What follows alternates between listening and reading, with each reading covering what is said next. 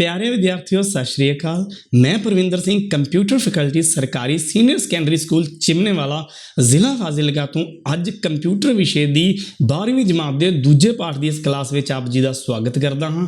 ਅੱਜ ਅਸੀਂ 12ਵੀਂ ਜਮਾਤ ਦਾ ਪਾਠ ਦੂਜਾ ਯਾਨੀ ਕਿ ਸੀ ਵਿੱਚ ਕੰਟਰੋਲ ਸਟੇਟਮੈਂਟਸ ਪੜਾਂਗੇ। ਕੀ ਹੁੰਦੀਆਂ ਹਨ ਕੰਟਰੋਲ ਸਟੇਟਮੈਂਟਸ ਤੇ ਕਿਵੇਂ ਇਹਨਾਂ ਨੂੰ ਵਰਤ ਸਕਦੇ ਆਪਾਂ ਸਭ ਦੇਖਾਂਗੇ। ਤਾਂ ਆਓ ਸ਼ੁਰੂ ਕਰਦੇ ਹਾਂ। ਸਭ ਤੋਂ ਪਹਿਲਾਂ ਆਪਾਂ ਦੇਖਾਂਗੇ ਅੱਜ ਦੀ ਕਲਾਸ ਵਿੱਚ ਅਸੀਂ ਕੀ ਪੜ੍ਹਨ ਜਾ ਰਹੇ ਹਾਂ। ਪਹਿਲਾਂ ਪੜਾਂਗੇ ਅਸੀਂ ਕੰਟਰੋਲ ਸਟੇਟਮੈਂਟਸ ਕੀ ਹੁੰਦੀਆਂ ਹਨ, ਕੰਟਰੋਲ ਸਟੇਟਮੈਂਟਸ ਦੀਆਂ ਕਿਸਮਾਂ ਕਿਹੜੀਆਂ ਹੁੰਦੀਆਂ ਹਨ, ਫਿਰ ਬ੍ਰਾਂਚਿੰਗ ਕਿਹੜੀਆਂ ਹੁੰਦੀਆਂ ਹਨ, ਫਿਰ ਲੂਪਿੰਗ ਸਟੇਟਮੈਂਟ ਕੀ ਹੁੰਦੀਆਂ ਹਨ ਤੇ ਲਾਸਟ ਤੇ ਦੇਖਾਂਗੇ ਜੰਪਿੰਗ ਸਟੇਟਮੈਂਟਸ ਕੀ ਹੁੰਦੀਆਂ ਹਨ। ਤਾਂ ਆਓ ਸ਼ੁਰੂ ਕਰਦੇ ਹਾਂ ਪਹਿਲੇ ਭਾਗ ਤੋਂ। ਸਭ ਤੋਂ ਪਹਿਲਾਂ ਕੰਪਿਊਟਰ ਪ੍ਰੋਗਰਾਮਿੰਗ ਦੇ ਵਿੱਚ ਕੰਟਰੋਲ ਸਟੇਟਮੈਂਟਸ ਪੜ੍ਹਨ ਤੋਂ ਪਹਿਲਾਂ ਸਾਨੂੰ ਪਤਾ ਹੋਣਾ ਚਾਹੀਦਾ ਹੈ ਕਿ ਪ੍ਰੋਗਰਾਮਿੰਗ ਭਾਸ਼ਾ ਕੀ ਹੁੰਦੀ ਹੈ। ਪ੍ਰੋਗਰਾਮਿੰਗ ਭਾਸ਼ਾ ਤੋਂ ਪਹਿਲਾਂ ਵੀ ਸਾਨੂੰ ਪਤਾ ਹੋਣਾ ਚਾਹੀਦਾ ਹੈ ਕਿ ਭਾਸ਼ਾ ਕੀ ਹੁੰਦੀ ਹੈ। ਤਾਂ ਭਾਸ਼ਾ ਕੀ ਹੁੰਦੀ ਹੈ, ਇਹੋ ਜਿਹਾ ਤਰੀਕਾ ਜਿਸ ਨਾਲ ਅਸੀਂ ਆਪਣੇ ਵਿਚਾਰਾਂ ਨੂੰ ਕਿਸੇ ਦੂਜੇ ਪਰਸਨ ਦੇ ਨਾਲ ਸਾਂਝਾ ਕਰ ਸਕੀਏ, ਉਹਨੂੰ ਆਪਣੇ ਮਨ ਦੀ ਗੱਲ ਦੱਸ ਸਕੀਏ, ਆਪਦੀ ਗੱਲ ਸਮਝਾ ਸਕੀਏ, ਉਸ ਨੂੰ ਅਸੀਂ ਕਹਿੰਦੇ ਹਾਂ ਭਾਸ਼ਾ। ਜਿਵੇਂ ਮੈਂ ਕਿਸੇ ਪਰਸਨ ਤੋਂ 2 ਨੰਬਰਾਂ ਦਾ ਜੋੜ ਲਗਵਾਉਣਾ ਤਾਂ ਮੈਂ ਉਹਨੂੰ ਕਹਾਂਗਾ 5+4 ਜੋੜ ਕੇ ਮੈਨੂੰ ਉੱਤਰ ਦੇ ਦਿਓ, ਤਾਂ ਉਹ ਮੈਨੂੰ ਸਮਝ ਜਾਏਗਾ ਜੇ ਮੇਰੀ ਭਾਸ਼ਾ ਉਹਨੂੰ ਪੰਜਾਬੀ ਸਮਝ ਆ ਰਹੀ ਹੈ। ਅਗਰ ਉਹਨੂੰ ਪੰਜਾਬੀ ਸਮਝ ਹੀ ਨਹੀਂ ਆ ਰਹੀ ਤਾਂ ਮੈਂ ਬੋਲੀ ਜਾਵਾਂਗਾ, ਉਹਨੂੰ ਸਮਝ ਨਹੀਂ ਆਏਗਾ। ਇਸੇ ਤਰ੍ਹਾਂ ਹੀ ਅਗਰ ਅਸੀਂ ਕੰਪਿਊਟਰ ਤੋਂ ਕੰਮ ਕਰਵਾਉਣਾ ਹੈ, ਉਸ ਦੇ ਸਾਹਮਣੇ ਬੈਠ ਕੇ ਅਗਰ ਆਪਾਂ ਬੋਲਾਂਗੇ ਬਟ ਉਹ ਸਾਡੀ ਗੱਲ ਨਹੀਂ ਸਮਝ ਸਕਦਾ ਜਦੋਂ ਤੱਕ ਅਸੀਂ ਉਹਨੂੰ ਉਸ ਦੇ ਸਮਝਣਯੋਗ ਭਾਸ਼ਾ ਦੇ ਵਿੱਚ ਕੋਈ ਹਦਾਇਤ ਨਹੀਂ ਦਿੰਦੇ। ਤਾਂ ਉਹ ਭਾਸ਼ਾ ਜਿਹੜੀ ਕੰਪਿਊਟਰ ਸਮਝ ਸਕਦਾ ਹੈ, ਜਿਹਨੂੰ ਪੜ੍ਹ ਕੇ ਕੰਪਿਊਟਰ ਕੰਮ ਕਰਦਾ ਹੈ, ਉਸ ਨੂੰ ਅਸੀਂ ਕਹਿੰਦੇ ਹਾਂ ਕੰਪਿਊਟਰ ਦੀ ਪ੍ਰੋਗਰਾਮਿੰਗ ਲਈ ਵਰਤੀ ਜਾਣ ਵਾਲੀ ਭਾਸ਼ਾ ਜਾਂ ਪ੍ਰੋਗਰਾਮਿੰਗ ਲੈਂਗੁਏਜ। ਤਾਂ ਆਪਾਂ ਉਹਦੇ ਉਦਾਹਰਨ ਦੇ ਸਕਦੇ ਹਾਂ ਕਿਹੜੀਆਂ ਹੁੰਦੀਆਂ ਹਨ। ਸੀ, ਜਾਵਾ, ਪਾਈਥਨ, .NET ਅਲੱਗ-ਅਲੱਗ ਤਰ੍ਹਾਂ ਦੀਆਂ ਪ੍ਰੋਗਰਾਮਿੰਗ ਭਾਸ਼ਾਵਾਂ ਉਪਲਬਧ ਹਨ। ਤਾਂ ਇਸ ਤੋਂ ਅੱਗੇ ਆਪਾਂ ਦੇਖਦੇ ਹਾਂ ਪ੍ਰੋਗਰਾਮਿੰਗ ਕੀ ਹੁੰਦੀ ਹੈ। ਫਿਰ ਪ੍ਰੋਗਰਾਮਿੰਗ ਭਾਸ਼ਾ ਸਾਨੂੰ ਪਤਾ ਲੱਗ ਗਿਆ ਕਿ ਉਹ ਭਾਸ਼ਾ ਜਿਸ ਦੇ ਨਾਲ ਅਸੀਂ ਕੰਪਿਊਟਰ ਨੂੰ ਕੰਮ ਕਰਨ ਲਈ ਹਦਾਇਤਾਂ ਦੇਣ ਲਈ ਲਿਖ ਕੇ ਦਿੰਦੇ ਹਾਂ। ਭਾਸ਼ਾ ਵੀ 2 ਤਰ੍ਹਾਂ ਦੀ ਸੀ, ਮੌਖਿਕ ਤੇ ਲਿਖਿਤ। ਮੌਖਿਕ ਭਾਸ਼ਾ ਕਿਹੜੀ, ਅਗਰ ਆਪਾਂ ਬੋਲ ਕੇ ਕੋਈ ਕੰਮ ਕਰਵਾਉਣਾ। ਲਿਖਿਤ ਜਿਹੜੀ ਲਿਖ ਕੇ ਆਪਾਂ ਕਿਸੇ ਤੋਂ ਕੰਮ ਕਰਵਾਉਣਾ ਹੋਵੇ। ਤਾਂ ਕੰਪਿਊਟਰ ਤੋਂ ਜਦੋਂ ਅਸੀਂ ਲਿਖ ਕੇ ਕੋਈ ਕੰਮ ਕਰਵਾ ਰਹੇ ਹੁੰਦੇ ਹਾਂ, ਉਸ ਭਾਸ਼ਾ ਨੂੰ ਪ੍ਰੋਗਰਾਮਿੰਗ ਲੈਂਗੁਏਜ ਕਹਿੰਦੇ ਆ। ਤਾਂ ਇਹ ਹੁੰਦੀ ਹੈ ਕੰਪਿਊਟਰ ਪ੍ਰੋਗਰਾਮਿੰਗ। ਆਪਾਂ ਕੀ ਪੜ੍ਹਨਾ ਹੁਣ, ਸੀ ਭਾਸ਼ਾ। ਸੀ ਭਾਸ਼ਾ ਤੁਸੀਂ ਪਿਛਲੀ ਕਲਾਸ ਦੇ ਵਿੱਚ ਦੇਖੀ ਹੋਏਗੀ ਕਿ ਕੀ ਹੁੰਦੀ ਹੈ, ਕਿਵੇਂ ਵਰਤਦੇ ਹਾਂ। ਆਪਾਂ ਉਹਦਾ ਬੇਸਿਕ ਸਟਰਕਚਰ ਦੇਖ ਲੈਂਦੇ ਹਾਂ, ਉਹਦੀ ਬਣਤਰ ਕੀ ਹੁੰਦੀ ਹੈ ਪ੍ਰੋਗਰਾਮ ਦੀ। ਸਭ ਤੋਂ ਪਹਿਲਾਂ ਆਪਣਾ ਪ੍ਰੋਗਰਾਮ ਹਮੇਸ਼ਾ ਮੇਨ ਫੰਕਸ਼ਨ ਤੋਂ ਸ਼ੁਰੂ ਹੁੰਦਾ ਤੇ ਮੇਨ ਦੇ ਲਾਸਟ 'ਤੇ ਜਾ ਕੇ ਹੀ ਖਤਮ ਹੋ ਜਾਂਦਾ। ਆ ਬ੍ਰੈਕਟਾਂ ਦੀ ਇੱਕ ਸ਼ੁਰੂ ਦੀ ਹੈ, ਇੱਕ ਲਾਸਟ ਦੀ। ਇਹਨਾਂ ਦੇ ਵਿੱਚ ਜਿੰਨਾ ਕੁਛ ਵੀ ਲਿਖਾਂਗੇ ਉਹਨੂੰ ਹੀ ਕੰਪਿਊਟਰ ਪੜ੍ਹਦਾ। ਉਸ ਤੋਂ ਬਾਹਰ ਵਾਲੀਆਂ ਚੀਜ਼ਾਂ ਜਾਂ ਤਾਂ ਆਪਾਂ ਯੂਜ਼ ਕਰ ਰਹੇ ਹੁੰਦੇ ਹਾਂ ਵਿੱਚ ਤਾਂ ਐਡ ਹੁੰਦੀਆਂ। ਅਗਰ ਆਪਾਂ ਉਹਨਾਂ ਨੂੰ ਪਹਿਲਾਂ ਡਿਫਾਈਨ ਕਰਕੇ ਵਿੱਚ ਯੂਜ਼ ਕੀਤਾ ਹੈ ਤਾਂ ਯੂਜ਼ ਹੋਣਗੀਆਂ, ਨਹੀਂ ਤਾਂ ਉਹ ਯੂਜ਼ ਨਹੀਂ ਹੁੰਦੀਆਂ, ਨਹੀਂ ਰੀਡ ਕਰਦਾ ਕੰਪਿਊਟਰ। ਉਸ ਤੋਂ ਬਾਅਦ ਉੱਪਰ ਵੇਰੀਏਬਲ ਡੈਕਲੇਰੇਸ਼ਨ ਕੀ ਹੈ, ਅਗਰ ਕੋਈ ਵੈਲਿਊਜ਼ ਸਟੋਰ ਕਰਵਾਉਣੀਆਂ ਉਹਦੇ ਵਾਸਤੇ ਹੁੰਦਾ। ਆਪਾਂ ਇਹ ਸਭ ਦੇਖਾਂਗੇ ਅੱਗੇ ਜਾ ਕੇ। ਬਲੋਕ ਕੀ ਹੁੰਦਾ, ਜਦੋਂ ਅਸੀਂ ਕੁਛ ਕੋਡਿੰਗ ਦੀਆਂ ਲਾਈਨਾਂ ਨੂੰ, ਕੁਛ ਕੋਡ ਦੀਆਂ ਲਾਈਨਾਂ ਨੂੰ ਇਕੱਠਾ ਕਰਕੇ ਰੱਖਣਾ ਹੋਵੇ ਇੱਕ ਨਾਮ ਦੇ ਅੰਡਰ, ਤਾਂ ਉਹਨੂੰ ਇੱਕ ਬਲੋਕ ਕਹਿ ਦਿੰਦੇ ਆ। ਉਹ ਬ੍ਰੈਕਟ ਦਾ ਇੱਕ ਸਮੂਹ ਹੁੰਦਾ ਹੈ।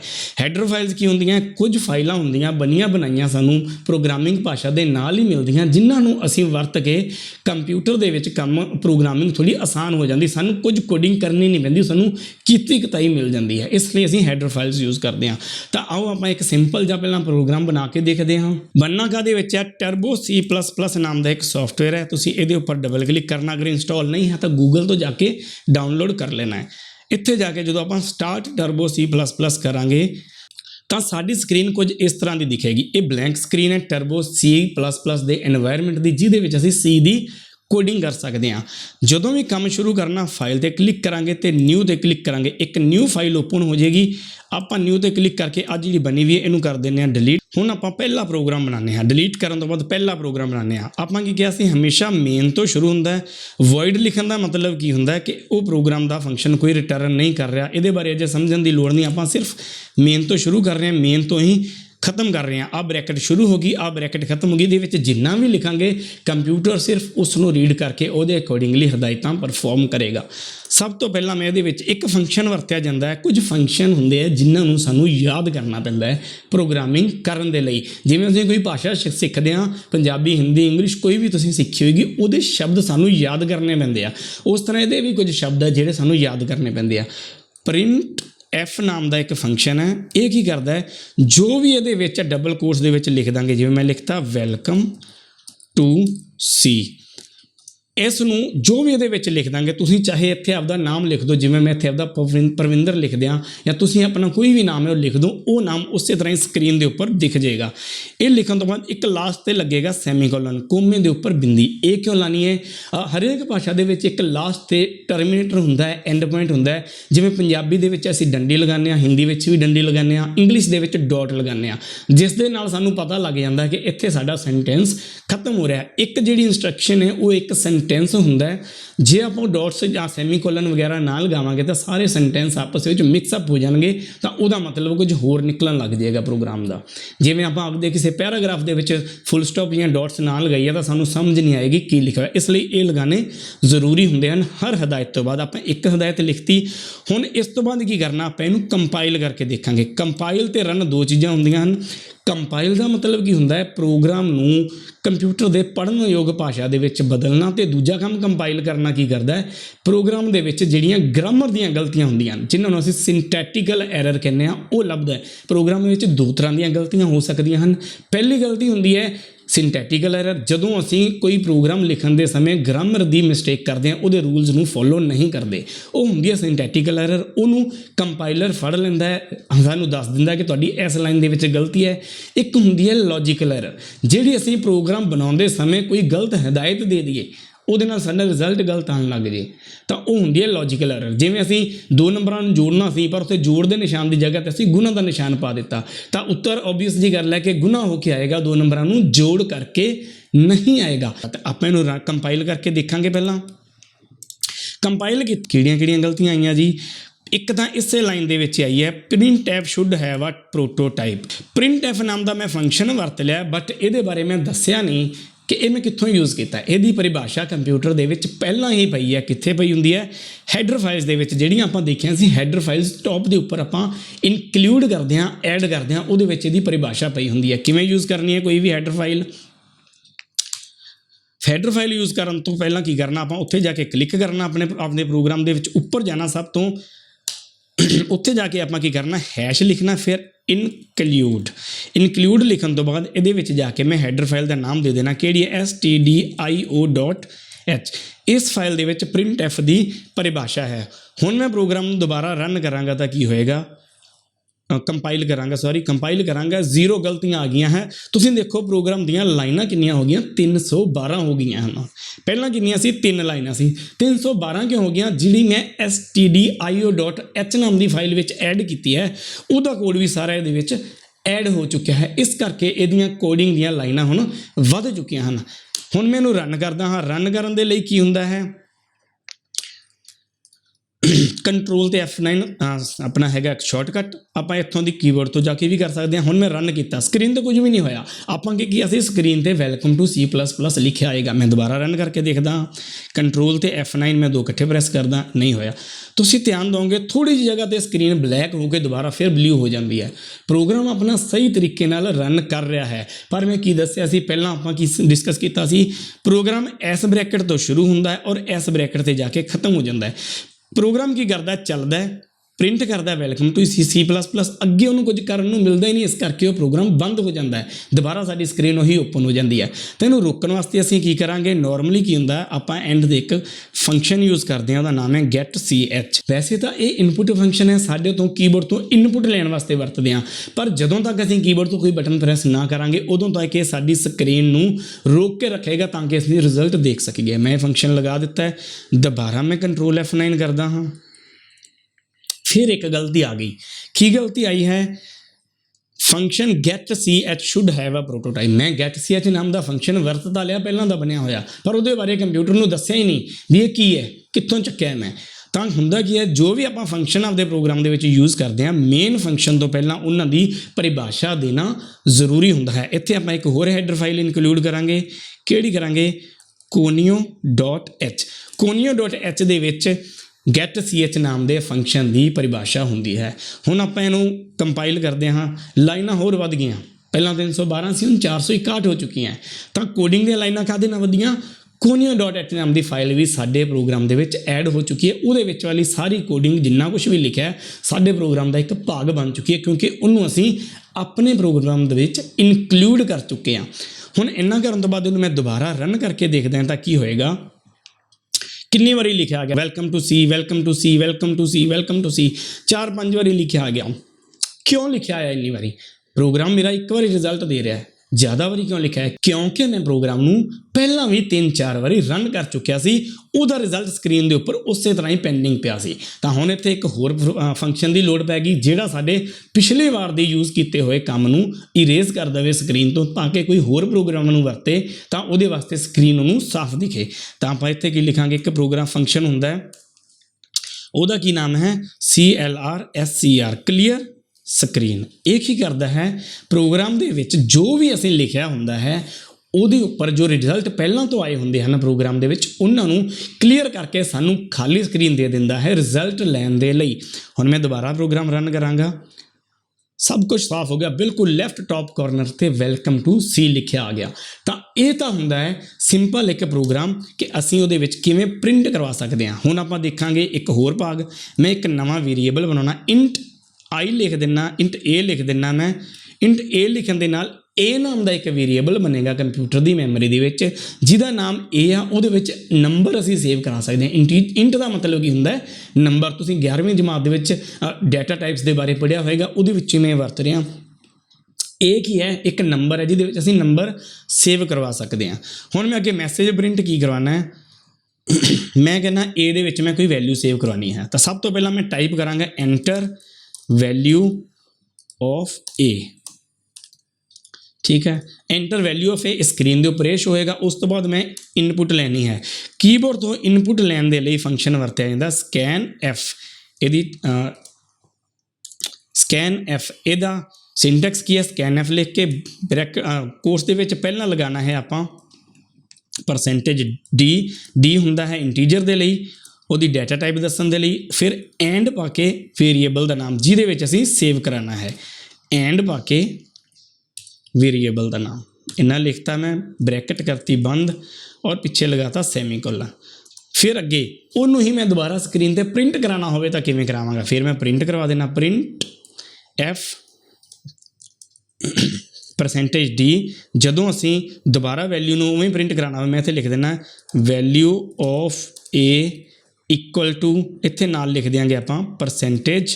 %d की जगह पर जो ए की वैल्यू होएगी वो उत्थे चेंज कर दी जाएगी, रिप्लेस हो जाएगी। मैं इत्थे लिख देना नाल ए और ब्रैकेट कर दें आपां बंद सैमीकोलन। एंड ते गेट सी च लगे हुआ है।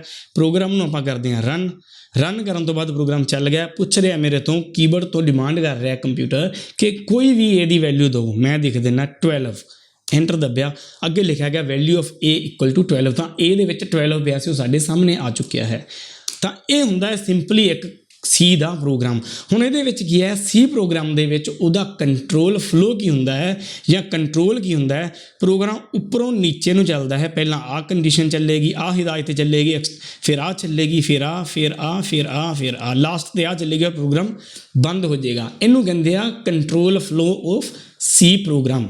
पर जदों असीं कंप्यूटर दे विच सी प्रोग्रामिंग दे विच उहदे कंट्रोल नूं किसी भी तरीके दे नाल बदलना होवे, ਉਹਦੇ ਲਈ ਜਿਹੜੀਆਂ ਹਦਾਇਤਾਂ ਵਰਤੀਆਂ ਜਾਂਦੀਆਂ ਉਹਨਾਂ ਨੂੰ ਅਸੀਂ ਕਹਿੰਦੇ ਆ ਕੰਟਰੋਲ ਸਟੇਟਮੈਂਟਸ। ਕੰਟਰੋਲ ਸਟੇਟਮੈਂਟ ਕਿਹੜੀਆਂ ਹੁੰਦੀਆਂ ਹਨ? ਕੰਟਰੋਲ ਸਟੇਟਮੈਂਟ ਉਹ ਹੁੰਦੀਆਂ ਹਨ, ਉਹ ਹਦਾਇਤਾਂ ਜੋ ਕੰਪਿਊਟਰ ਸੀ ਪ੍ਰੋਗਰਾਮਿੰਗ ਦੇ ਨਾਰਮਲ ਫਲੋ ਨੂੰ ਬਦਲਣ ਲਈ ਵਰਤੀਆਂ ਜਾਂਦੀਆਂ ਹਨ, ਉਹਨਾਂ ਨੂੰ ਅਸੀਂ ਕੰਟਰੋਲ ਸਟੇਟਮੈਂਟ ਕਹਿੰਦੇ ਆ। ਮੁੱਖ ਤੌਰ 'ਤੇ ਕਿਹੜੀਆਂ ਹੁੰਦੀਆਂ ਹਨ? 3 ਤਰ੍ਹਾਂ ਦੀਆਂ, ਬ੍ਰਾਂਚਿੰਗ, ਲੂਪਿੰਗ ਤੇ ਜੰਪਿੰਗ। इन्हों का आ वाला है एक चार्ट बनाया मैं। कंट्रोल स्टेटमेंट कि ब्रांचिंग, लूपिंग ते जंपिंग। ब्रांचिंग अगे 3 तरह दी मेन, अगे इफ एल्स भी अभी दो तीन भागों च वंड सकते हैं। पहली if else and switch. Looping दे विच 3 आ गई, फॉर, वाइल अते डू वाइल।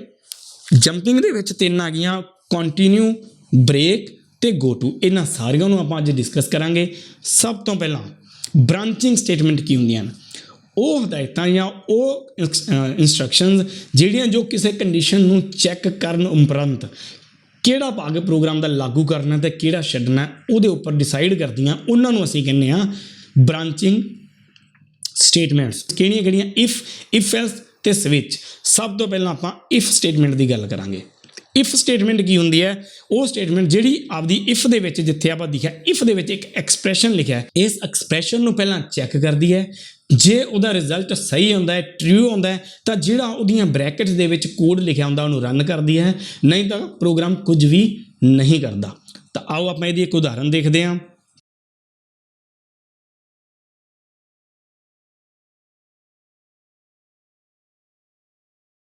ਤਾਂ ਆ ਇੱਕ ਸਿੰਪਲ ਜਿਹਾ ਪ੍ਰੋਗਰਾਮ ਹੈ ਇਫ ਸਟੇਟਮੈਂਟ ਦੇ ਲਈ। ਇਹਦੇ ਵਿੱਚ ਮੈਂ ਕੀ ਕੀਤਾ, ਇੱਕ ਏ ਨਾਮ ਦਾ ਵੇਰੀਏਬਲ ਬਣਾਇਆ। ਮੈਂ ਸਕਰੀਨ ਤੇ ਪਹਿਲਾਂ ਮੈਸੇਜ ਪ੍ਰਿੰਟ ਕਰਾਵਾਂਗਾ। ਜਦੋਂ ਪ੍ਰੋਗਰਾਮ ਚੱਲੇਗਾ ਪਹਿਲਾਂ ਇੱਕ ਮੈਸੇਜ ਪ੍ਰਿੰਟ ਹੋਏਗਾ।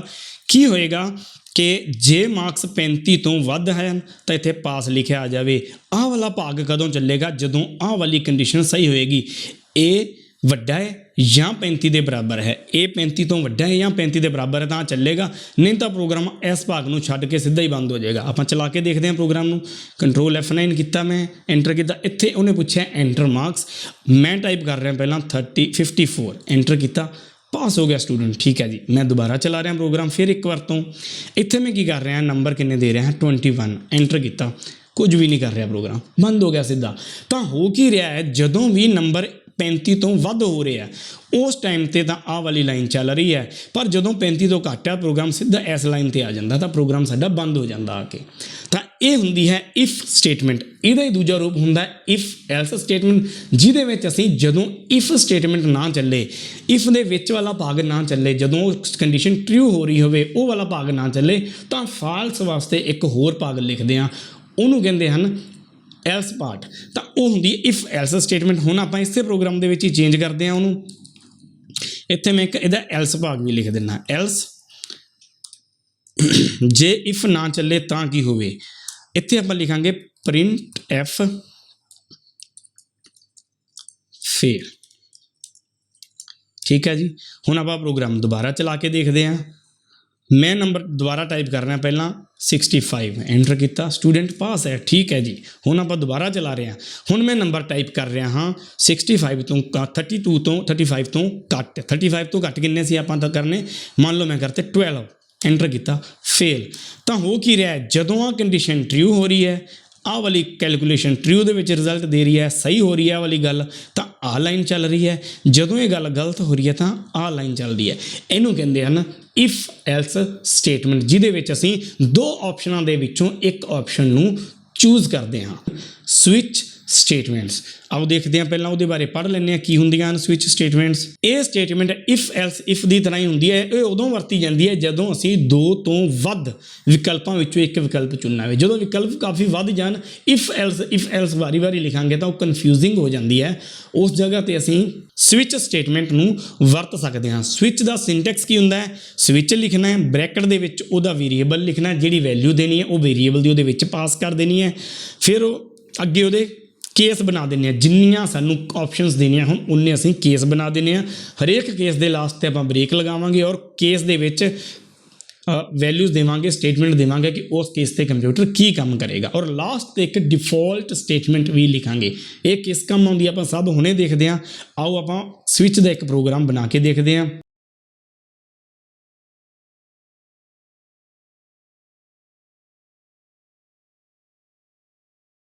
ਤਾਂ ਇਹ ਤਾਂ ਹੈ ਜੀ ਸਵਿਚ ਵਾਸਤੇ ਇੱਕ ਸਿੰਪਲ ਜਿਹਾ ਪ੍ਰੋਗਰਾਮ, ਜਿਹਦੇ ਵਿੱਚ ਅਸੀਂ ਕੀ ਬਣਾਇਆ ਹੈ ਕਿ ਅਸੀਂ ਕੀਬੋਰਡ ਤੋਂ ਐਂਟਰ ਕਰਵਾਵਾਂਗੇ ਦਿਨ ਦਾ ਨੰਬਰ। ਆਪਣੇ ਹਫਤੇ ਦੇ ਦਿਨ ਕਿੰਨੇ ਹੁੰਦੇ ਹਨ, 7, 1 2 3 4 5 6 7।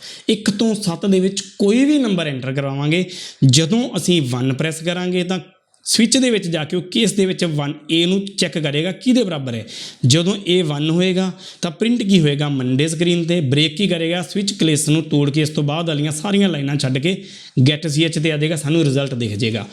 ਜਦੋਂ ਅਸੀਂ A ਦੀ ਵੈਲਿਊ 2 ਪ੍ਰੈਸ ਕਰਾਂਗੇ ਤਾਂ ਟਿਊਜ਼ਡੇ ਪ੍ਰਿੰਟ ਹੋਏਗਾ। ਬ੍ਰੇਕ ਕੀ ਕਰੇਗਾ, ਅਗਲੀਆਂ ਸਾਰੀਆਂ ਸਟੇਟਮੈਂਟਸ ਤੋੜ ਦੇਗਾ, ਅਗਲੀ ਸਟੇਟਮੈਂਟ ਕੋਈ ਨਹੀਂ ਚੱਲੇਗਾ, ਸਾਡੇ ਫਿਰ ਸਕਰੀਨ ਦੇ ਉੱਪਰ ਟਿਊਜ਼ਡੇ ਪ੍ਰਿੰਟ ਹੋ ਕੇ ਦਿਖ ਜਾਏਗਾ।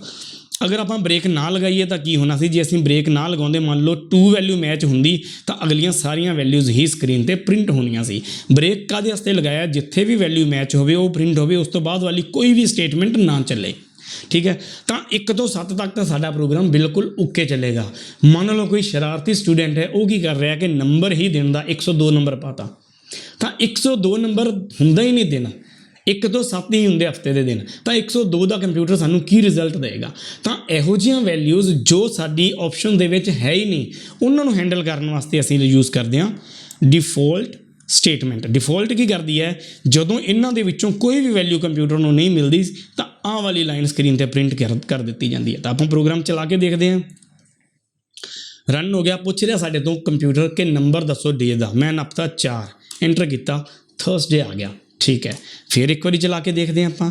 ਮੈਂ ਹੁਣ ਫਿਰ ਦੁਬਾਰਾ ਕੰਪਿਊਟਰ ਪੁੱਛ ਰਿਹਾ ਕਿ ਨੰਬਰ ਦੱਸੋ ਕੋਈ ਦਿਨ ਦਾ। ਮੈਂ 6 ਪ੍ਰੈਸ ਕਰਤਾ, ਐਂਟਰ ਕੀਤਾ, ਸੈਟਰਡੇ ਆ ਗਿਆ।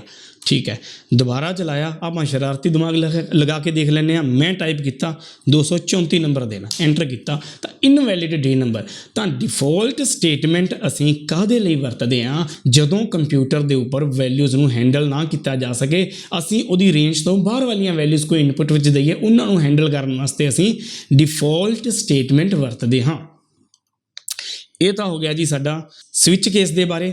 ਹੁਣ ਆਪਾਂ ਚੱਲਦੇ ਹਾਂ ਅੱਗੇ। ਅਗਲਾ ਭਾਗ ਕੀ ਹੈ ਸਾਡਾ, ਲੂਪਿੰਗ ਸਟੇਟਮੈਂਟ ਕੀ ਹੁੰਦੀਆਂ ਹਨ।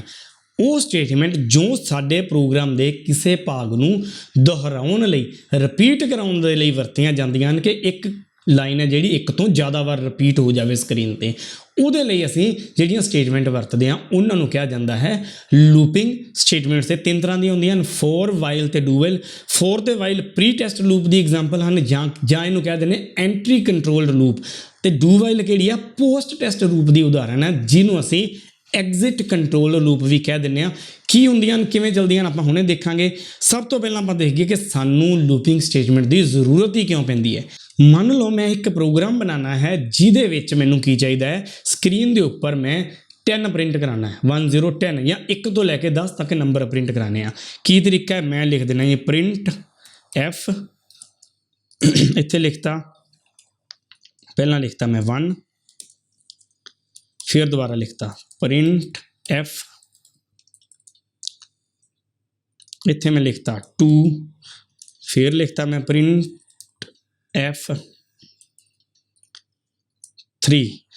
ਇਹਦੇ ਉੱਪਰ ਮੈਨੂੰ ਟਾਈਮ ਲੱਗ ਰਿਹਾ, ਮੈਂ 1 2 3 ਵੈਲਿਊਜ਼ ਪ੍ਰਿੰਟ ਕਰਵਾਈਆਂ, ਹਜੇ ਸਿਰਫ ਮੈਨੂੰ ਟਾਈਮ ਲੱਗ ਰਿਹਾ ਸਿਰਫ 3 ਪ੍ਰਿੰਟ ਕਰਵਾਉਣ ਵਾਸਤੇ ਪ੍ਰੋਗਰਾਮ ਲਿਖਿਆ। ਅਗਰ ਮੈਂ 100 ਵੈਲਿਊਜ਼ ਪ੍ਰਿੰਟ ਕਰਵਾਉਣੀਆਂ ਹੋਣ, 200 ਕਰਵਾਉਣੀਆਂ ਹੋਣ, 300 ਕਰਵਾਉਣੀਆਂ ਹੋਣ, 1000 ਕਰਵਾਉਣੀਆਂ ਹੋਣ, ਕਿੰਨਾ ਟਾਈਮ ਲੱਗੇਗਾ। ਇਹਨੂੰ ਚਲਾ ਕੇ ਦੇਖ ਲੈਂਦੇ ਪਹਿਲਾਂ ਆਪਾਂ ਨੂੰ ਕੀ ਰਿਜ਼ਲਟ ਦੇ ਰਿਹਾ। ਸਕਰੀਨ 'ਤੇ 1 2 3 ਲਿਖਿਆ ਆ ਗਿਆ, ਨੋ ਪ੍ਰੋਬਲਮ, ਚੱਲ ਸਹੀ ਰਿਹਾ। ਬਟ ਇਹਦੇ 'ਚ ਪ੍ਰੋਬਲਮ ਕੀ ਆ, ਆਪਾਂ ਇੱਕੋ ਲਾਈਨ ਵਾਰੀ ਰਿਪੀਟ ਕਰ ਰਹੇ ਹਾਂ, ਜਿਹੜੀ ਕੀ ਹੈ ਇੱਕ ਪ੍ਰਿੰਟ ਸਟੇਟਮੈਂਟ ਹੈ, ਜਿਹਦੇ ਵਿੱਚ ਸਿਰਫ ਤੇ ਸਿਰਫ ਇੱਕ ਵੈਲਿਊ ਬਦਲ ਰਹੀ ਹੈ, ਹੋਰ ਕੁਝ ਨਹੀਂ ਹੋ ਰਿਹਾ। ਤਾਂ ਇਹਦਾ ਹੱਲ ਕੀ ਹੁੰਦਾ ਹੈ, ਜਦੋਂ ਸਾਨੂੰ ਪਤਾ ਸਾਡੀ ਇੱਕੋ ਸਟੇਟਮੈਂਟ ਹੀ ਰਿਪੀਟ ਹੋ ਰਹੀ ਹੈ, ਅਸੀਂ ਉਹ ਇੱਕ ਵਾਰੀ ਲਿਖ ਕੇ ਉਹਨੂੰ ਦੁਹਰਾ ਦਿਆਂਗੇ ਕਈ ਵਾਰੀ, ਤਾਂ ਉਹਦੇ ਵਾਸਤੇ ਵਰਤੀਆਂ ਜਾਂਦੀਆਂ ਹਨ ਲੂਪਿੰਗ ਸਟੇਟਮੈਂਟਸ। ਤਾਂ ਸਭ ਤੋਂ ਪਹਿਲੀ ਸਟੇਟਮੈਂਟ ਕਿਹੜੀ ਹੈ ਲੂਪਿੰਗ ਦੇ ਵਿੱਚ, ਫੋਰ ਲੂਪ।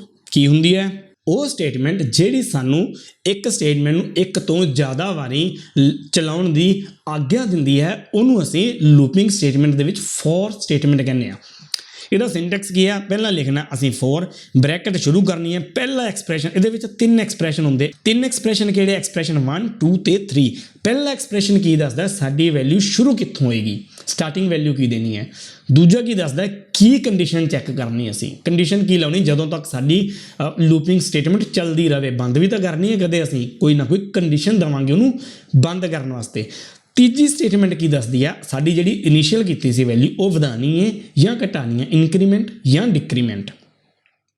ਔਰ ਨੀਚੇ 2 ਬ੍ਰੈਕਟਸ ਦੇ ਵਿੱਚ ਅਸੀਂ ਉਹਦਾ ਬਲੌਕ ਆਫ ਸਟੇਟਮੈਂਟਸ ਲਿਖਦੇ ਹਾਂ, ਜਿਹੜੀਆਂ ਸਟੇਟਮੈਂਟਸ ਉਹ ਰਨ ਕਰੇਗਾ ਜਦੋਂ ਸਾਡਾ ਲੂਪ ਚੱਲੇਗਾ। ਤਾਂ ਹੁਣ ਆਪਾਂ ਇਹਦੀ ਇੱਕ ਉਦਾਹਰਣ ਬਣਾ ਕੇ ਦੇਖ ਲੈਂਦੇ ਹਾਂ ਜੀ, ਕਿਵੇਂ ਚੱਲੇਗਾ। ਇੱਥੇ ਲਿਖ ਦੇਣਾ ਮੈਂ ਇੰਟ a ਨਾਮ ਦਾ ਵੇਰੀਏਬਲ ਹੈ, ਜਿਹਦੇ ਵਿੱਚ ਮੈਂ ਵੈਲਿਊਜ਼ ਸਟੋਰ ਕਰਵਾਉਂਗਾ ਉਹਨੂੰ ਰਨ ਕਰਵਾਉਣ ਵਾਸਤੇ ਪ੍ਰੋਗਰਾਮ ਨੂੰ। ਨੀਚੇ ਲਿਖਦੇ ਹਾਂ ਫੋਰ a = 1, ਮੈਂ 1 ਤੋਂ ਸ਼ੁਰੂ ਕਰਨਾ, ਇਨੀਸ਼ੀਅਲਾਈਜੇਸ਼ਨ ਸੀ ਪਹਿਲਾ ਭਾਗ। a ਦੀ ਸਟਾਰਟਿੰਗ ਵੈਲਿਊ ਕਿੰਨੀ ਹੋਏਗੀ 1। ਫਿਰ a ਕਿੱਥੋਂ ਤੱਕ ਚਲਾਣਾ, ਮੈਂ ਛੋਟਾ =<= 10, ਮੈਂ 10 ਵੈਲਿਊ ਪ੍ਰਿੰਟ ਕਰਵਾਉਣੀ ਹੈ। 1 ਤੋਂ 10 ਤੱਕ ਹੋ ਗਿਆ, ਸੈਮੀਕੋਲਨ ਲਾਤਾ ਮੈਂ। ਔਰ ਲਾਸਟ ਤੇ ਮੈਂ ਕੀ ਲਿਖਾਂਗਾ, ਜਾਂ ਤਾਂ ਮੈਂ ਲਿਖਦਾ a = a+1, ਜਾਂ ਇਹਦਾ ਛੋਟਾ ਰੂਪ ਕੀ ਹੁੰਦਾ a++। ਇਹ ਵੀ a = a+1 ਦੇ ਬਰਾਬਰ ਹੀ ਕੰਮ ਕਰਦਾ ਹੈ। ਪਿਛਲੀ 11ਵੀਂ ਜਮਾਤ ਦੇ ਵਿੱਚ ਤੁਸੀਂ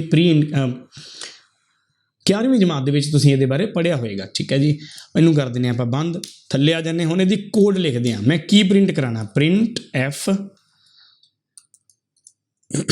ਇੱਥੇ ਮੈਂ ਲਿਖਦਾ ਕੀ ਲਿਖਾਂਗੇ, ਇਹਦੇ ਵਿੱਚ ਆਪਾਂ ਕੀ ਪ੍ਰਿੰਟ ਕਰਾਉਣਾ, ਆਪਾਂ % d ਲਗਾ ਕੇ ਨਾਲ ਮੈਂ ਕੀ ਪ੍ਰਿੰਟ ਕਰਾਉਣਾ, a। A the value print करानी है और सैमीकोलन ब्रैकेट कर दिंदे आ बंद। इनू आपां करदे आ रन। की हो रहा है 1 2 3 4 5 6 7 8 9 10 तक वैल्यूज़ इक्को सिंगल स्टेटमेंट दे नाल चल गई प्रिंट हो गई। किवें होईयां हुण इहदी आपां वर्किंग देख लईए। जदों फॉर लूप शुरू हुंदा सब तो पहलां वैल्यू दी इनिशियलाइज हो जाती है। आ पॉइंट एक बारी रन होएगा सिर्फ ए = 1 हो गया, फिर प्रोग्राम जाएगा इस जगह ते चैक करेगा ए दी वैल्यू 10 तो छोटी या 10 के बराबर है या नहीं। कितनी है ए दी वैल्यू इस टाइम 1, 10 तो छोटी या 10 के बराबर है, सही होगी कंडीशन आ ट्रू होगी, फिर ये विच जाएगा प्रिंट करा देगा किनू ए दी वैल्यू नू। ए दी वैल्यू कितनी सी 1 प्रिंट होने तो बाद दोबारा कंट्रोल ऊपर जाएगा, इत्थे आके ए दी वैल्यू नू a+1 कर देगा। हुण ए दी वैल्यू कितनी हो गई है 2 नू दोबारा चेक करेगा कंप्यूटर 2 <= 10 है, 2 10 तो छोटा या 10 के बराबर है या नहीं है, दोबारा सही ट्रू होगी, फिर विच आएगा प्रिंट कराएगा ए दी वैल्यू नू। ए दी वैल्यू हुण कितनी है 2 प्रिंट हो गई है।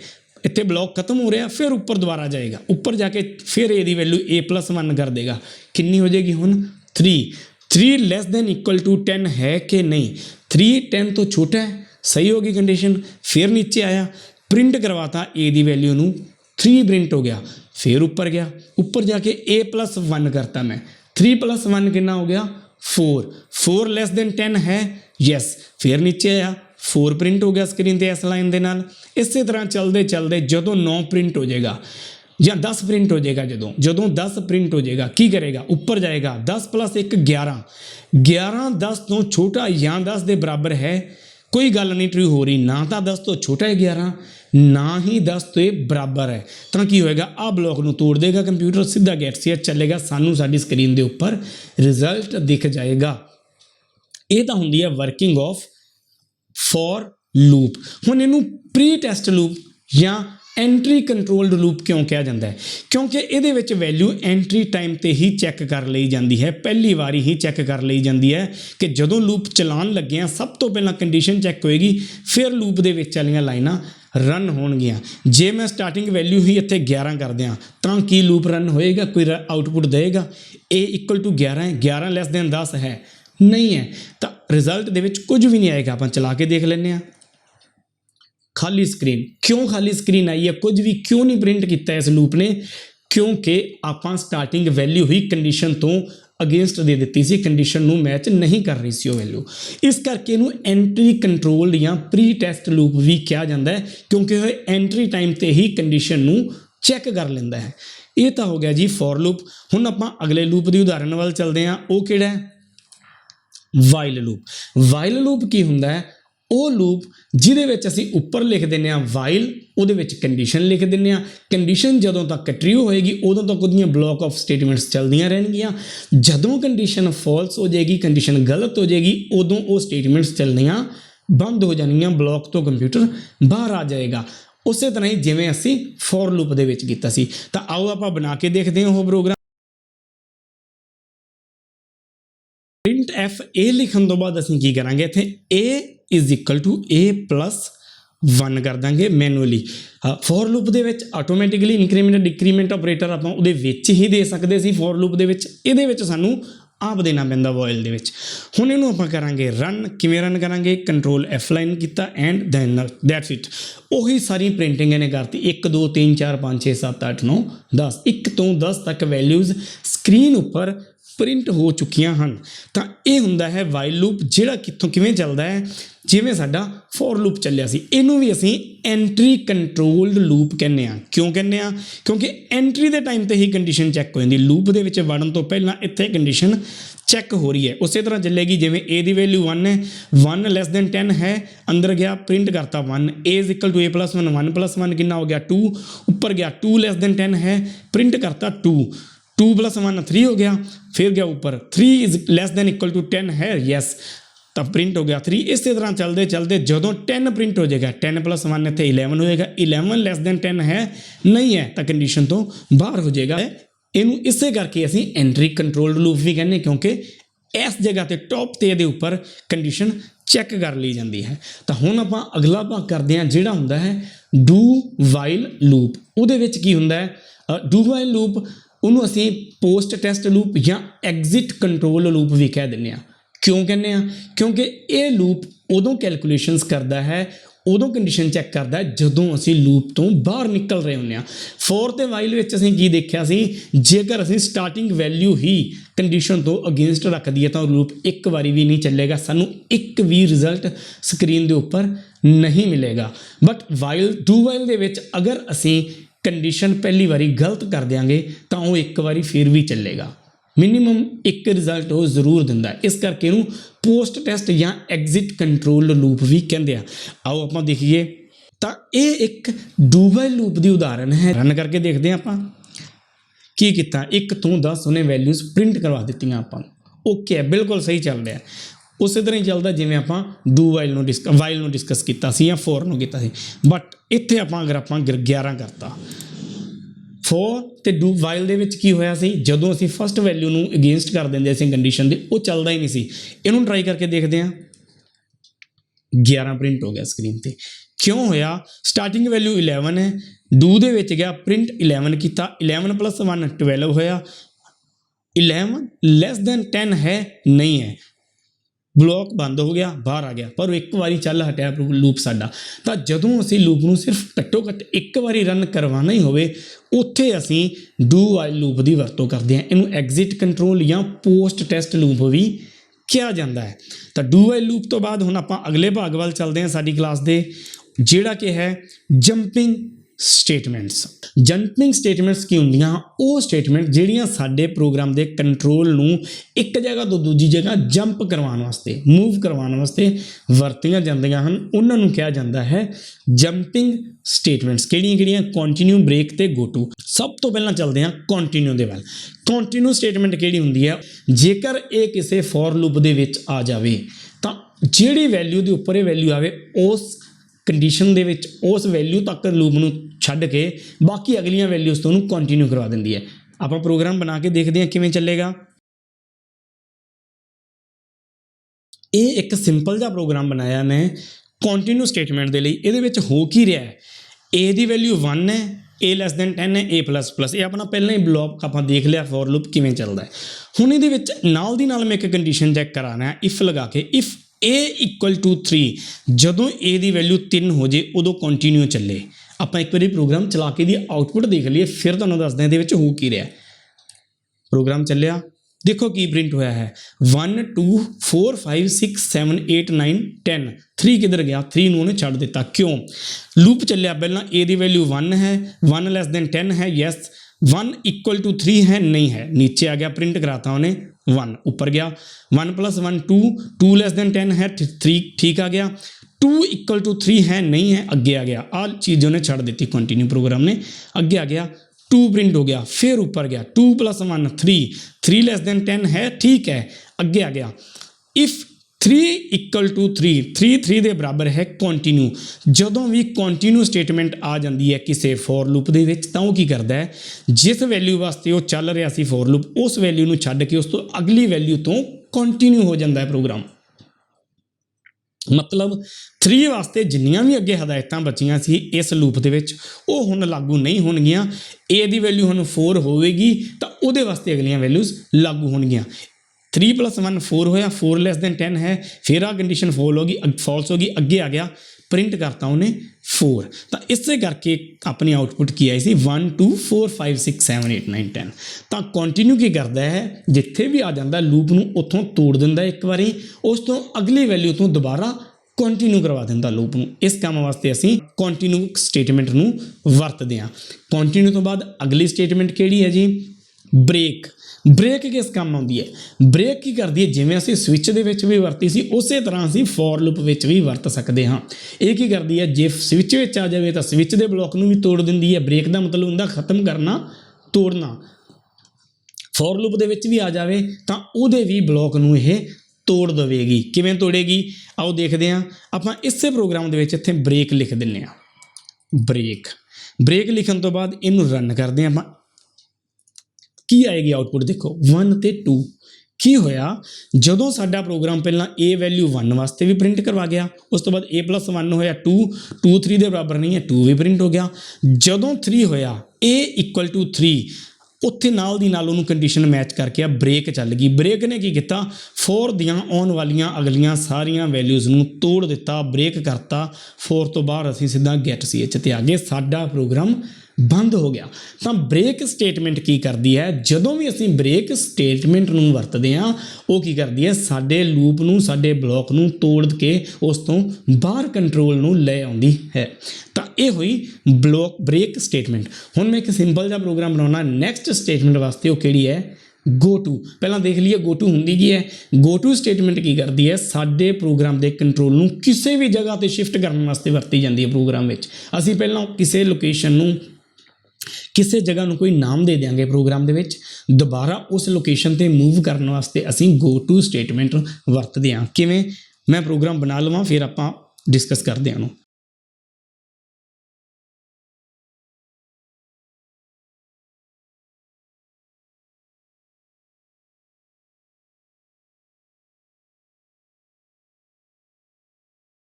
ਤਾਂ ਇਹ ਇੱਕ ਸਿੰਪਲ ਜਿਹਾ ਪ੍ਰੋਗਰਾਮ ਮੈਂ ਬਣਾਇਆ ਹੈ ਗੋ ਟੂ ਸਟੇਟਮੈਂਟ ਨੂੰ ਸਮਝਣ ਲਈ। ਗੋ ਟੂ ਕੀ ਕਰਦੀ, ਸਾਡੇ ਕੰਟਰੋਲ ਨੂੰ ਇੱਕ ਜਗ੍ਹਾ ਤੋਂ ਦੂਜੀ ਜਗ੍ਹਾ ਸ਼ਿਫਟ ਕਰਨ ਵਾਸਤੇ ਵਰਤੀ ਜਾਂਦੀ ਹੈ। ਅਸੀਂ ਇਹਦੇ ਵਿੱਚ ਕੀ ਕਰਾਂਗੇ, ਪ੍ਰੋਗਰਾਮ ਦੇ ਵਿੱਚ ਸਾਡੇ ਤੋਂ ਇਹ ਪ੍ਰੋਗਰਾਮ ਕੀ ਲਏਗਾ, ਇਨਪੁਟ ਦੇ ਵਿੱਚ 2 ਨੰਬਰ ਲਏਗਾ A ਤੇ B, ਉਹਨਾਂ ਦੋਵਾਂ ਨੂੰ ਜੋੜ ਕੇ C ਦੇ ਵਿੱਚ ਉਹਦਾ ਰਿਜ਼ਲਟ ਸੇਵ ਕਰੇਗਾ ਤੇ ਉਹ ਸਕਰੀਨ 'ਤੇ ਪ੍ਰਿੰਟ ਕਰਾਏਗਾ। ਪਰ ਲਾਸਟ 'ਤੇ ਜਾ ਕੇ ਸਾਡਾ ਪ੍ਰੋਗਰਾਮ ਸਾਡੇ ਤੋਂ ਪੁੱਛੇਗਾ ਕਿ ਤੁਸੀਂ ਹੋਰ ਨੰਬਰ ਜੋੜਨੇ ਆ ਕਿ ਨਹੀਂ। ਜੇਕਰ ਅਸੀਂ ਯੈਸ ਕਰਾਂਗੇ ਤਾਂ ਉਹ ਜਵਾਬ ਦੁਬਾਰਾ ਫਿਰ ਸ਼ੁਰੂ ਤੋਂ ਲੱਗ ਜਾਏਗਾ। ਅਗਰ ਅਸੀਂ ਨੋ ਕਰਾਂਗੇ ਤਾਂ ਪ੍ਰੋਗਰਾਮ ਬੰਦ ਹੋ ਜਾਏਗਾ। ਕਿਵੇਂ, A B ਤੇ C 3 ਹੋ ਗਏ ਸਾਡੇ ਨੰਬਰ। ਕਿਉਂ, ਮੈਂ ਇੱਕ ਕਰੈਕਟਰ ਲਿਆ ਜਿਹੜਾ ਕੁਐਸਚਨ ਦੇ ਵਾਸਤੇ ਆਪਣਾ ਰਿਜ਼ਲਟ ਸੇਵ ਕਰੇਗਾ। ਟੌਪ ਬਣਾਤੀ ਮੈਂ, ਆਹ ਜਗ੍ਹਾ ਬਣਾਤੀ ਕਿ ਇੱਥੋਂ ਪ੍ਰੋਗਰਾਮ ਦੁਬਾਰਾ ਸ਼ੁਰੂ ਹੋਵੇ ਜਦੋਂ ਵੀ ਚੱਲੇ। ਸਭ ਤੋਂ ਪਹਿਲਾਂ ਪ੍ਰਿੰਟ ਐਫ ਮੈਂ ਕਰਿਆ, enter value of A and B, 2 number enter ਕਰਵਾਓ ਕੋਈ ਵੀ। A ਤੇ B ਇਕੱਠੇ ਮੈਂ ਐਂਟਰ ਕਰਵਾ ਲਏ। A ਦੇ ਵਿੱਚ ਪਹਿਲੀ ਵੈਲਿਊ ਗਈ, B ਦੇ ਵਿੱਚ ਦੂਜੀ। C ਦੇ ਵਿੱਚ ਕੀ ਹੋ ਗਿਆ, A ਜਮਾ B ਜੋੜ ਕੇ ਅਸੀਂ C ਦੇ ਵਿੱਚ ਵੈਲਿਊ ਪਵਾ ਲਈ। ਜਿਵੇਂ ਮੈਂ A ਦੀ ਵੈਲਿਊ 10 ਦੇਤੀ, B ਦੀ 11 ਦੇਤੀ, ਤਾਂ 21 C ਦੇ ਵਿੱਚ ਸੇਵ ਹੋ ਗਿਆ। ਸਕਰੀਨ 'ਤੇ ਕੀ ਪ੍ਰਿੰਟ ਹੋਏਗਾ, ਸਮ ਇਕੁਅਲ ਟੂ 21, C ਦੀ ਜਗ੍ਹਾ 'ਤੇ 21 ਆ ਜਾਏਗਾ। ਉਸ ਤੋਂ ਬਾਅਦ ਸਾਨੂੰ ਕੰਪਿਊਟਰ ਮੈਸੇਜ ਦੇਵੇਗਾ, do you want more calculation, yes ਔਰ ਨੋ। ਆ /n ਮੈਂ ਕਾਹਦੇ ਵਾਸਤੇ ਲਾਇਆ, ਨੈਕਸਟ ਲਾਈਨ ਵਿੱਚ ਜਾਣ ਵਾਸਤੇ ਹੁੰਦੀ ਇਹ ਕੋਡਿੰਗ, ਠੀਕ ਹੈ, ਤਾਂ ਕਿ ਸਾਡਾ ਡਾਟਾ ਮਿਸਮੈਚ ਜਾਣਾ, ਮਿਕਸਅਪ ਨਾ ਹੋ ਜਾਵੇ। ਹੁਣ ਇੱਥੇ ਕਿਉਂ is equal to get C H ਕਿਉਂ ਲਾਇਆ, ਗੈਟ ਸੀ ਐਚ ਕੀ ਹੈ, ਜਦੋਂ ਵੀ ਅਸੀਂ ਕਰੈਕਟਰ ਨੂੰ ਇਨਪੁਟ ਵਿੱਚ ਲੈਣਾ ਹੋਵੇ ਉੱਥੇ ਅਸੀਂ ਗੈਟ ਸੀ ਐਚ ਵਰਤ ਸਕਦੇ ਹਾਂ। ਗੈਟ ਸੀ ਐਚ ਕੀ ਕਰਦਾ ਹੈ, ਨੋਰਮਲੀ ਅਸੀਂ ਜਦੋਂ ਡਾਟਾ ਐਂਟਰ ਕਰਦੇ ਹਾਂ ਤਾਂ ਐਂਟਰ ਕਰਨ ਤੋਂ ਬਾਅਦ ਸਾਨੂੰ ਕੀਬੋਰਡ ਤੋਂ ਐਂਟਰ ਬਟਨ ਪ੍ਰੈਸ ਕਰਨਾ ਪੈਂਦਾ ਹੈ। ਗੈਟ ਸੀ ਐਚ 'ਤੇ ਸਿੱਧਾ ਕੋਈ ਵੀ ਵੈਲਿਊ ਪ੍ਰੈਸ ਕਰੋਗੇ, ਐਂਟਰ ਪ੍ਰੈਸ ਨਹੀਂ ਕਰਨਾ ਪੈਣਾ। ਜੇਕਰ ਅਸੀਂ ਵਾਈ ਪ੍ਰੈਸ ਕਰਾਂਗੇ, ਵਾਈ ਹੁਣ ਦੋ ਤਰ੍ਹਾਂ ਦੇ ਹੋ ਸਕਦੇ ਆ, ਛੋਟਾ ਵਾਈ ਵੀ ਜਾਂ ਵੱਡਾ ਕੈਪੀਟਲ ਵਾਈ ਵੀ। ਇਹਨਾਂ ਦੋਵਾਂ 'ਚੋਂ ਕੋਈ ਵੀ ਹੋਏਗਾ ਤਾਂ ਆਹ ਸਟੇਟਮੈਂਟ ਚੱਲੇਗੀ ਗੋ ਟੂ ਟੌਪ, ਇੱਥੇ ਚਲਾ ਜਾਏਗਾ ਸਾਡਾ ਕੰਪਿਊਟਰ ਦਾ ਕੰਟਰੋਲ ਪ੍ਰੋਗਰਾਮ ਦਾ। ਅਗਰ ਕੋਈ ਵੀ ਨਾ ਹੋਏਗੀ, ਵਾਈ ਨਾ ਪ੍ਰੈਸ ਕੀਤਾ, ਅਸੀਂ ਕੁਛ ਵੀ ਹੋਰ ਪ੍ਰੈਸ ਕੀਤਾ ਤਾਂ ਐਗਜ਼ਿਟ ਹੋ ਜਾਏਗਾ। ਐਗਜ਼ਿਟ ਦੇ ਲਈ ਉੱਪਰ ਮੈਂ ਇੱਕ ਹੈਡਰ ਫਾਈਲ ਅਟੈਚ ਕਰ ਦਿੱਤੀ ਹੈ process.h। ਆਓ ਹੁਣ ਆਪਾਂ ਇਹਨੂੰ ਚਲਾ ਕੇ ਦੇਖਦੇ ਹਾਂ। ਪ੍ਰੋਗਰਾਮ ਚੱਲਿਆ, ਮੇਰੇ ਤੋਂ 2 ਵੈਲਿਊਜ਼ ਦੀ ਡਿਮਾਂਡ ਕਰ ਰਿਹਾ ਹੈ। ਮੈਂ ਟਾਈਪ ਕਰਤਾ 11 ਤੇ 12, ਐਂਟਰ ਕੀਤਾ, 23 ਆ ਗਿਆ ਸਮ। ਹੁਣ ਸਾਡੇ ਤੋਂ ਕੰਪਿਊਟਰ ਪੁੱਛ ਰਿਹਾ ਹੈ do you want more calculation, ਮੈਂ ਪ੍ਰੈਸ ਕੀਤਾ ਯੈਸ। ਫਿਰ ਦੁਬਾਰਾ ਪੁੱਛੇਗਾ ਦੱਸੋ 2 ਨੰਬਰ ਕਿਹੜੇ ਆ ਤੁਸੀਂ ਦੁਬਾਰਾ ਕੈਲਕੂਲੇਸ਼ਨ ਕਰਵਾਉਣੀ ਆ, ਮੈਂ ਕਰਤਾ 34 65, ਐਂਟਰ ਕਰਤਾ, ਰਿਜ਼ਲਟ ਆ ਗਿਆ। ਫਿਰ ਪੁੱਛ ਰਿਹਾ ਦੁਬਾਰਾ ਕੋਈ ਹੋਰ ਕੈਲਕੂਲੇਸ਼ਨ ਕਰਵਾਉਣੀ ਹੈ, ਜੇ ਤਾਂ ਕਰਵਾਉਣੀ ਹੈ ਤਾਂ ਆਪਾਂ ਯੈਸ ਪ੍ਰੈਸ ਕਰ ਦਾਂਗੇ, ਨਹੀਂ ਤਾਂ ਕੀਬੋਰਡ ਤੋਂ ਕੁਛ ਵੀ ਪ੍ਰੈਸ ਕਰੋ। ਮੈਂ ਐਨ ਪ੍ਰੈਸ ਕਰਤਾ, ਪ੍ਰੋਗਰਾਮ ਬੰਦ ਹੋ ਗਿਆ। ਤਾਂ ਇਹ ਤਾਂ ਸੀ ਗੋ ਟੂ ਦੇ ਬਾਰੇ। ਕਰ ਕੀ ਰਿਹਾ ਸੀ ਪ੍ਰੋਗਰਾਮ, ਇਸ ਜਗ੍ਹਾ ਤੋਂ ਆਪਾਂ ਦੱਸਤਾ ਟੌਪ ਨਾਲ ਦਾ ਲੈਬਲ ਇੱਥੇ ਲਗਾ ਦਿੱਤਾ, ਇਹਨੂੰ ਕਹਿੰਦੇ ਲੇਬਲ ਇੱਥੇ ਲਗਾ ਦਿੱਤਾ। ਜਦੋਂ ਵੀ ਆਹ ਸਟੇਟਮੈਂਟ ਚੱਲੇਗੀ ਗੋ ਟੂ, ਸਾਡਾ ਕੰਟਰੋਲ ਕਿੱਥੇ ਸ਼ਿਫਟ ਹੋ ਜਾਏਗਾ, ਇਸ ਜਗ੍ਹਾ 'ਤੇ। ਇਸ ਤੋਂ ਬਾਅਦ ਵਾਲੀਆਂ ਸਾਰੀਆਂ ਸਟੇਟਮੈਂਟ ਦੁਬਾਰਾ ਚੱਲਣਗੀਆਂ। ਜੇਕਰ ਅਸੀਂ ਚਾਹੁੰਦੇ ਹਾਂ ਕਿ ਇੱਕ ਵਾਰੀ ਕੈਲਕੂਲੇਸ਼ਨ ਹੋਣ ਤੋਂ ਬਾਅਦ ਸਾਨੂੰ ਸਕਰੀਨ ਸਾਫ਼ ਮਿਲ ਜਾਏ ਦੁਬਾਰਾ, ਤਾਂ ਅਸੀਂ ਆਪਦਾ ਕਲੀਅਰ ਸਕਰੀਨ ਇੱਥੋਂ ਦੀ ਬਜਾਏ ਇਸ ਜਗ੍ਹਾ 'ਤੇ ਵੀ ਲਗਾ ਸਕਦੇ ਹਾਂ। ਇਸ ਤੋਂ ਬਾਅਦ ਵੀ ਇੱਕ ਹੋਰ ਲਗਾ ਦਿਓ, CLRSCR, ਕਲੀਅਰ ਸਕਰੀਨ ਇੱਕ ਹੋਰ ਲਗਾ ਦਿੱਤਾ। ਹੁਣ ਚਲਾ ਕੇ ਦੇਖੋ ਕੀ ਕਰੇਗਾ program. Enter value of A and B, ਮੈਂ ਕੀਤਾ 10 20, ਰਿਜ਼ਲਟ ਆ ਗਿਆ 30। Do you want more calculation, ਮੈਂ ਕੀਤਾ ਯੈਸ। ਸਭ ਕੁਝ ਕਲੀਅਰ ਹੋ ਗਿਆ। ਕਿਉਂ, ਕਿਉਂਕਿ ਮੈਂ ਟੌਪ ਤੋਂ ਜਸਟ ਬਾਅਦ ਕੀ ਲਗਾ ਦਿੱਤਾ ਸੀ, ਕਲੀਅਰ ਸਕਰੀਨ। ਕਲੀਅਰ ਸਕਰੀਨ ਨੇ ਕੀ ਕੀਤਾ, ਟੌਪ ਤੋਂ ਬਾਅਦ ਸਭ ਤੋਂ ਪਹਿਲਾਂ ਸਕਰੀਨ ਸਾਡੀ ਸਾਫ਼ ਕੀਤੀ, ਦੁਬਾਰਾ A ਤੇ B ਦੀ ਵੈਲਿਊ ਡਿਮਾਂਡ ਕੀਤੀ। ਮੈਂ ਕਰਤਾ 34 23, ਰਿਜ਼ਲਟ ਆ ਗਿਆ 57। ਇੱਥੋਂ ਆਪਾਂ ਕਰ ਦਾਂਗੇ ਨੋ, ਪ੍ਰੋਗਰਾਮ ਹੋ ਗਿਆ ਬੰਦ। ਤਾਂ ਇਹ ਤਾਂ ਸੀ ਸਾਡਾ ਜੰਪਿੰਗ ਸਟੇਟਮੈਂਟ ਦੇ ਵਿੱਚ ਗੋ ਟੂ ਦੇ ਬਾਰੇ। ਤਾਂ ਅੱਜ ਆਪਾਂ ਸਭ ਕੀ ਪੜ੍ਹਿਆ ਜੀ, ਅੱਜ ਅਸੀਂ ਸੀ ਭਾਸ਼ਾ ਦੇ ਵਿੱਚ ਕੰਟਰੋਲ ਸਟੇਟਮੈਂਟਸ ਦੇ ਬਾਰੇ ਪੜ੍ਹਿਆ। ਆਈ ਹੋਪ ਤੁਹਾਨੂੰ ਇਹ ਕੰਟਰੋਲ ਸਟੇਟਮੈਂਟਸ ਸਮਝ ਆ ਚੁੱਕੀਆਂ ਹੋਣਗੀਆਂ। ਤਾਂ ਤੁਸੀਂ ਆਪਣੇ ਟੀਚਰ ਦੇ ਨਾਲ ਵੀ ਇਹਦੇ ਬਾਰੇ ਸੰਪਰਕ ਕਰ ਸਕਦੇ ਹੋ ਜੇਕਰ ਤੁਹਾਨੂੰ ਪੂਰੀ ਕਲੀਅਰ ਨਹੀਂ ਹੋਈ। ਤਾਂ ਇਸੇ ਦੇ ਨਾਲ ਹੀ ਅੱਜ ਦੀ ਕਲਾਸ ਦੀ ਮੈਂ ਖਤਮ ਕਰਨ ਦੀ ਇਜਾਜ਼ਤ ਚਾਹਾਂਗਾ। ਆਪ ਜੀ ਦਾ ਬਹੁਤ ਬਹੁਤ ਧੰਨਵਾਦ।